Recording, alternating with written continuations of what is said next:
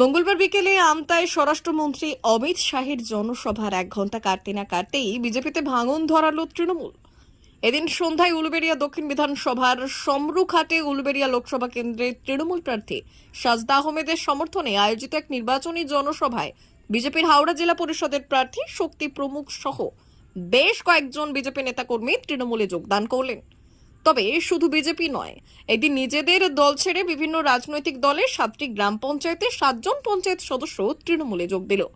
এদিন দলে যোগ দেওয়া কর্মীদের স্বাগত জানালেন রাজ্যের পূর্ত ও জনস্বাস্থ্য কারিগরি মন্ত্রী পুলক রায়।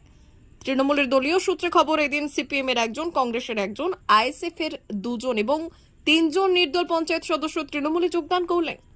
এদিন মন্ত্রী পুলক রায় বললেন, বাংলার মানুষ, উলুবেড়িয়ার মানুষ মমতা বন্দ্যোপাধ্যায়ের নেতৃত্বে পরিষেবা পেয়েছে।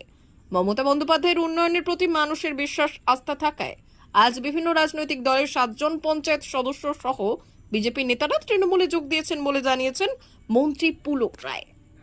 তারা মনে কষ্ট পায় যে আমার হুজুর কি আমার নয়? ঠিক বলছি না ভুল বলছি? আজকে বিজেপি তৃণমূল কংগ্রেসকে সংখ্যালঘুরা সমর্থন করছে কেন? আমি আপনারাই বলছেন ওই সিদ্দিককে নিতে হবে, আমি ওনাকে সম্মান দিয়েই বলছি। উনি নির্বাচন, ওনাকে প্রার্থীও দিয়েছেন এখানে আইএসএফ। লক্ষ্য কি? সংখ্যালঘু ভোট ভাগ করা।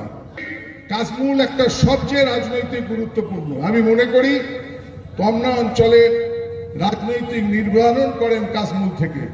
সিপিএম এর আমলেও নেতারা করেছে, কংগ্রেসের আমলেও করেছে, তৃণমূল কংগ্রেসও করেছে। কাশমুল কত রাজনৈতিক সংবেদনশীল দেখুন। ওখানে এই অঞ্চলের 2টো আইএসএফ এর প্রার্থী জিতেছিল। ভুল করেই হোক, সঠিক করেই হোক, আমি সে বিষয়ে যাব না। ইমানুর রহমান মল্লিক আর আফসানা আজমিল, আমি ইমানুর রহমানকে সামনে আসতে বলছি যে ওনারকে উত্তরীয় পড়িয়ে আপনাদের সম্মান জানাচ্ছি। আপনাদের আফসানা আমাদের প্রাক্তন প্রধান ছিলেন, তিনি সম্মান জানিয়ে পতাকা দিয়ে তাকে মাথায় উত্তরীয় দিয়ে তাকে আমাদের দলে যোগদান করছেন। দেখুন, আপনারা জোরে হাততালি দিন।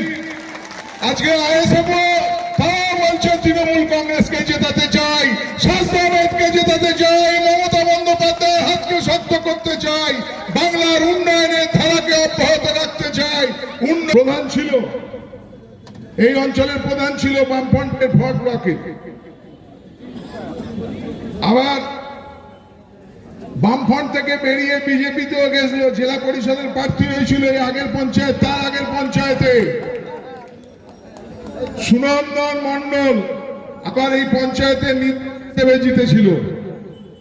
সুনন্দন মন্ডল, ডাকনাম রিন্টু, সে আমাদের দলে আজকে যোগদান করছে। আর ওকে উৎপল এসছে, উৎপল কই? উৎপল ওকে স্বাগত জানাচ্ছে। আমাদের আজকে রিন্টুকে, সুনন্দন মন্ডলকে আপনারা করতালি দিয়ে ধন্যবাদ দেন।